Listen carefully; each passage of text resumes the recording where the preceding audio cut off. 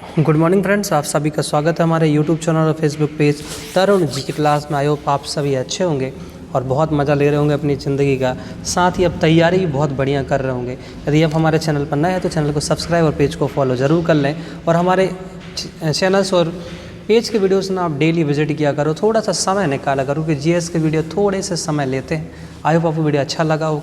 तो हम स्टार्ट करते हैं आज का पोर्शन। स्पेशल क्लासेस चल रहे हैं एसएससी के लिए और स्टेट गवर्नमेंट के एग्ज़ाम्स के लिए। तो हिस्ट्री को हम कवर करते हैं बेस्ट क्वेश्चंस को। तो क्वेश्चन नंबर फर्स्ट यहाँ पर आता है आप स्टैटिक्स, क्योंकि आप पढ़ तो रहे स्टैटिक्स टाइप के क्वेश्चंस आपको कहीं नहीं मिलते हैं, तो उन्हीं को हम कवर अप करते हैं।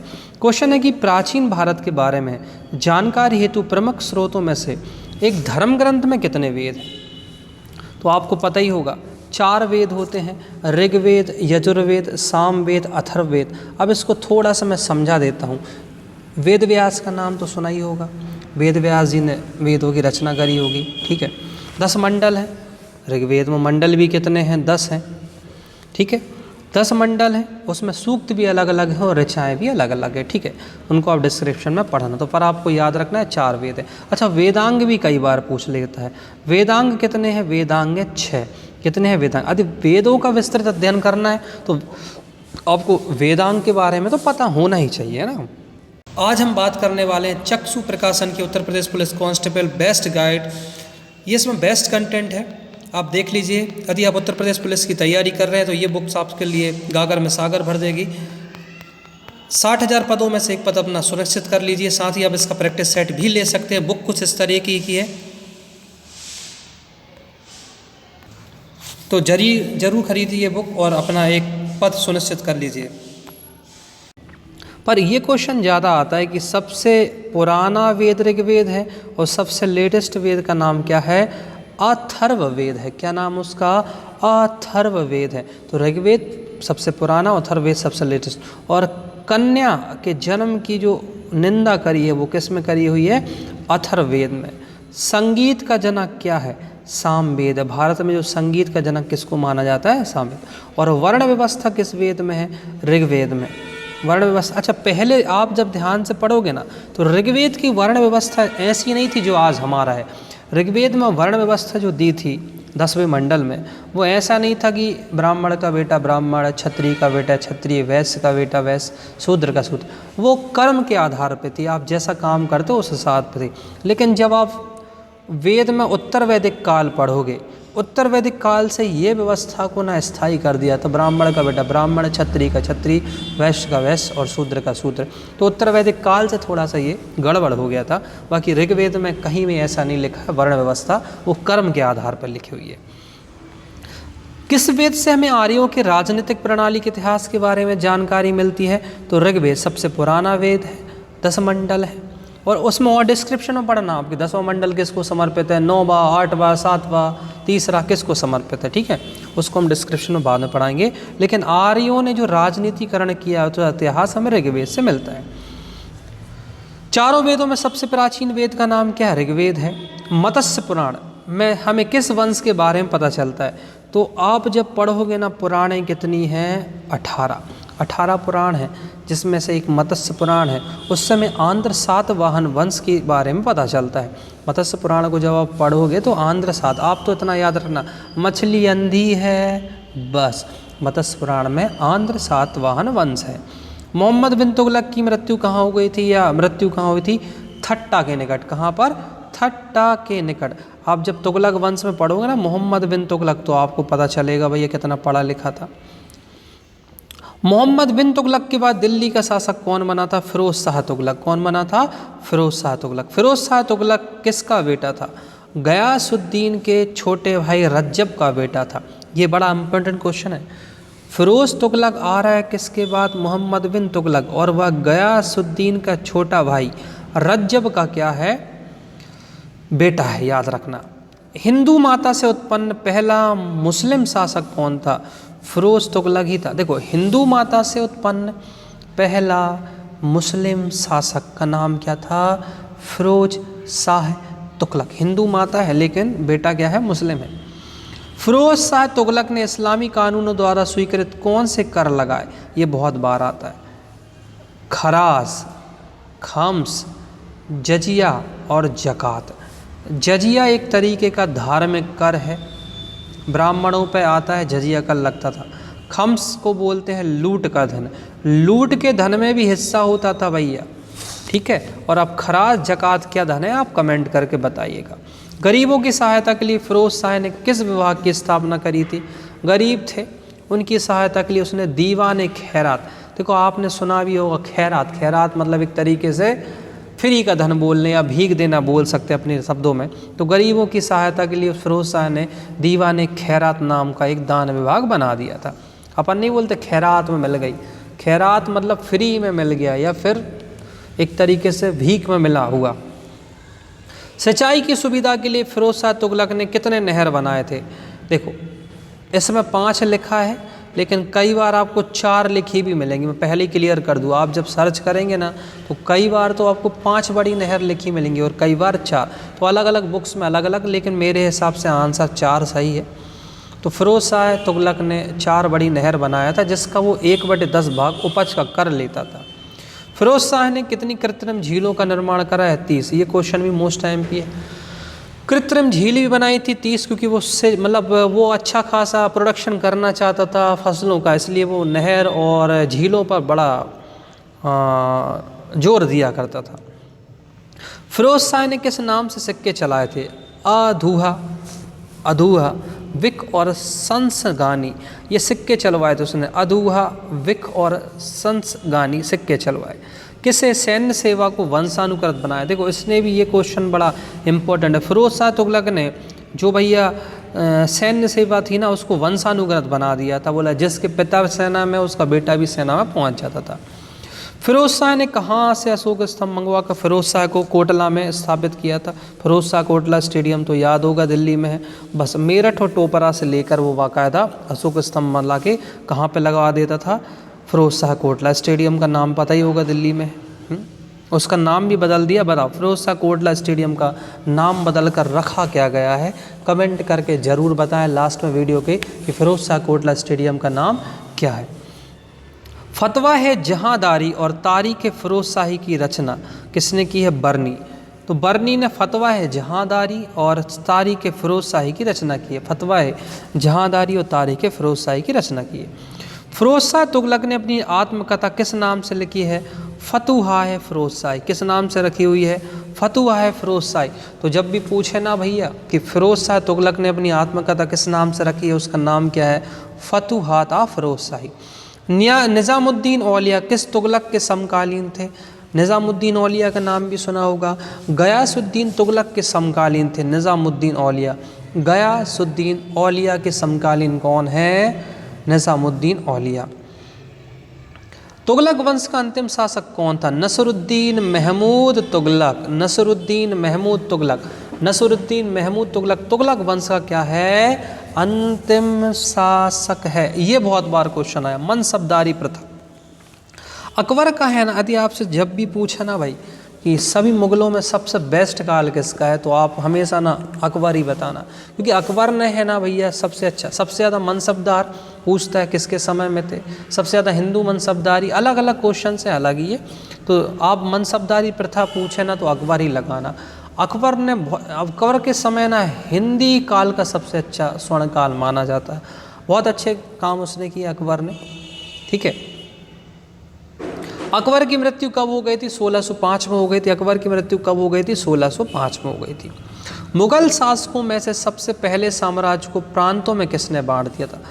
तो अकबर ने बांट दिया था। मुगल शासकों में सबसे पहले साम्राज्य को ना किसने बांट दिया था?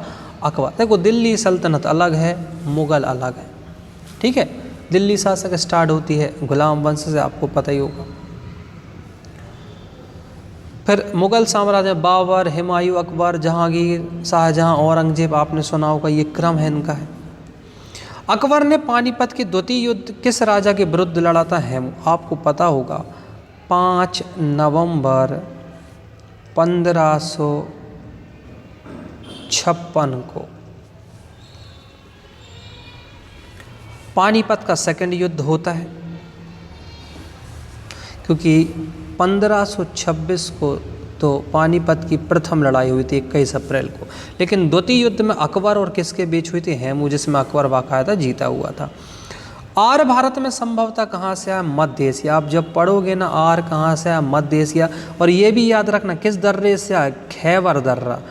मध्य एशिया में भी किस दर्रे से आए थे आर्य? खैबर दर्रा। और खैबर दर्रा आज कहाँ पर है? पाकिस्तान में है। खैबर दर्रा अभी कहाँ पर है? पाकिस्तान में। प्राचीनतम संस्कृत व्याकरण ग्रंथ अष्टाध्यायी के रचयिता कौन है? अष्टाध्यायी पाणिनि ने लिखी। ये संस्कृत के व्याकरणाचार्य हैं पाणिनि, इन्होंने ही लिखी क्या है? अष्टाध्यायी। आदि काव्य की संज्ञा किस ग्रंथ को दी जाती है? रामायण को हम आदि काव्य भी कहते हैं, लेकिन देखिए वाल्मीकि की रामायण अलग है। जैसे आज अयोध्या जो एयरपोर्ट बन रहा है, क्योंकि 22 जनवरी को आपको पता है रामलला का मंदिर, भव्य मंदिर है जो राम जी का, उसका उद्घाटन है। मोदी जी का सबसे बड़ी उपलब्धि मैं यही मानता हूँ कि उन्होंने एक बहुत बड़ा फैसला सॉर्ट आउट किया राम मंदिर का। अच्छा काम भी है, क्योंकि भारत को कहीं ना कहीं राम के देश के रूप में जाना जाता। तो 22 जनवरी को आप यदि यूपी से हो तो एक वीडियो को लाइक शेयर जरूर कर दें, क्योंकि भैया राम मंदिर बनने वाला। अच्छा देखो, एक मंदिर बनता है ना तो श्रद्धा तो ठीक है, एक लोगों की श्रद्धा है, बहुत अच्छी बात, लेकिन कहीं ना कहीं उतना एरिया बड़ा डेवलपमेंट हो जाता है, इकोनॉमी क्रिएट हो जाती है। अब राम मंदिर एक तरीके से हमारे धाम के रूप में बन जाएगा, दूर दूर से लोग आएंगे देश विदेश से, तो उतना जो अयोध्या एरिया है ना बहुत डेवलप हो जाएगी, वहाँ की इकोनॉमी बढ़ जाएगी, लोग छोटे छोटे लोगों का रोजगार छनने लगेगा और बहुत अच्छी चीज़। तो मंदिर बनने से फ़ायदा भी। प्राचीन भारत में पहला विदेशी आक्रमण किसके द्वारा किया गया था? ईरानियों का। तो प्राचीन भारत में किसने किया था भैया? ईरानियों ने बाकायदा क्या कर दिया था? आक्रमण कर दिया था। इतना आपको याद रखना है। भारत के राष्ट्र चिन्ह में प्रयुक्त शब्द सत्यमेव जयते किस उपनिषद से लिया? आपको पता होगा, उपनिषद मुंडक उपनिषद है। कितने उपनिषद हैं जरूर बताइएगा कमेंट करके। आर्य शब्द का शाब्दिक अर्थ क्या होता है? श्रेष्ठ या कुलीन। कुलीन, कुलीन एक्चुअली मतलब ही क्या है? कुलहीन नहीं लिखा, कुलीन।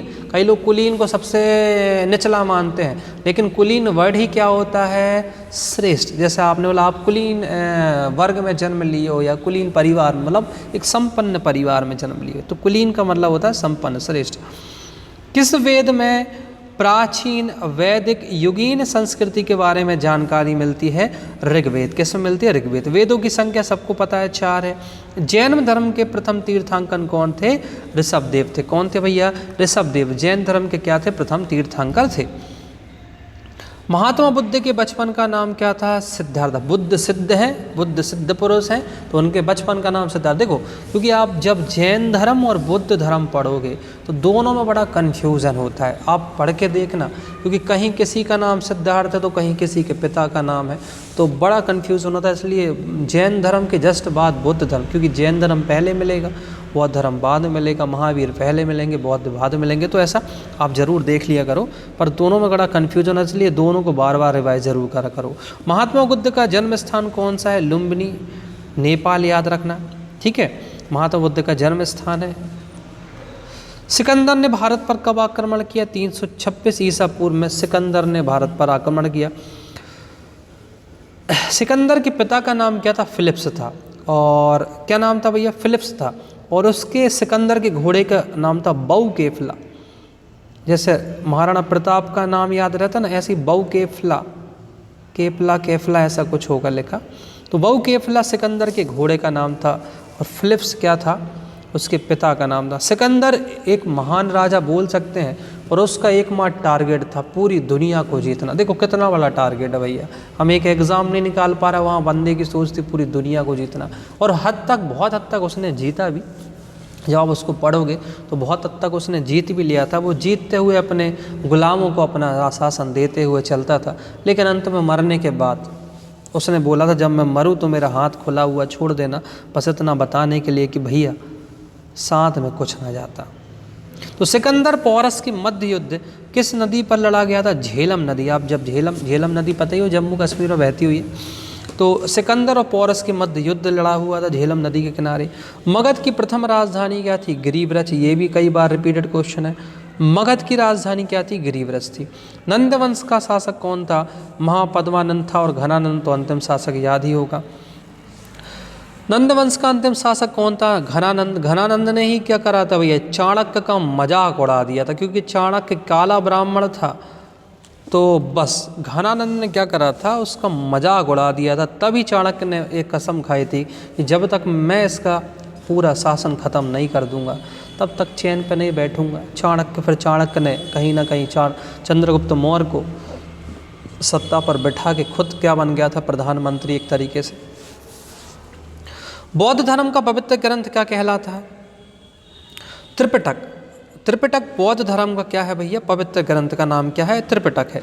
जैन धर्म का पवित्र ग्रंथ क्या है? आगम। देखो दोनों अलग अलग हैं, बुद्ध का है त्रिपिटक और जैन का है आगम। महावीर स्वामी के बचपन का नाम क्या है? वर्धमान।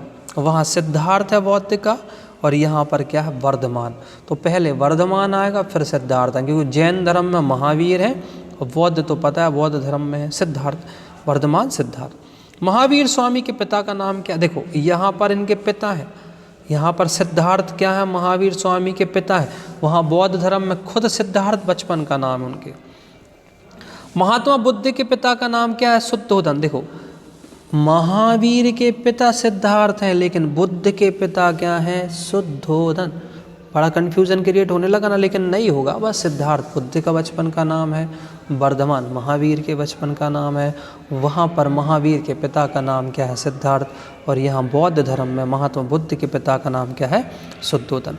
भारत में पहली बार एक लोक सेवा आयोग की स्थापना का उल्लेख किस एक्ट में हुआ था? 1990। The government of India act 1990 याद करोगे तो 1919 में याद रहेगा।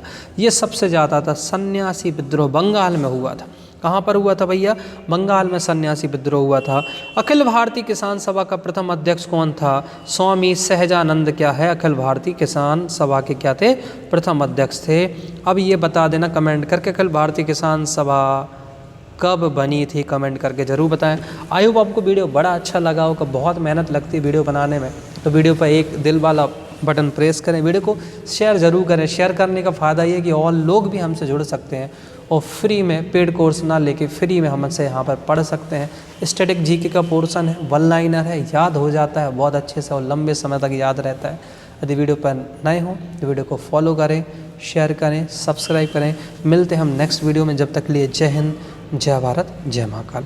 और मेरी इंस्टाग्राम आईडी पे आप जुड़ सकते हैं। मेरी इंस्टाग्राम आईडी है तरुण जी के क्लास। इंस्टाग्राम पे ज़रूर जुड़ें, क्योंकि इंस्टाग्राम पे जुड़ने का मतलब है मेरे से डायरेक्ट जुड़ जाना। तो इंस्टाग्राम पर सर्च करें तरुण जी के क्लास, मैं दिख जाऊंगा, मुझे वहाँ पर आप फॉलो कर लें, क्योंकि वहाँ पर भी मैं नई नई सरकारी भर्तियों की चीज़ें आपके लिए लेके आता हूँ। आई होप आपको वीडियो अच्छा लगा।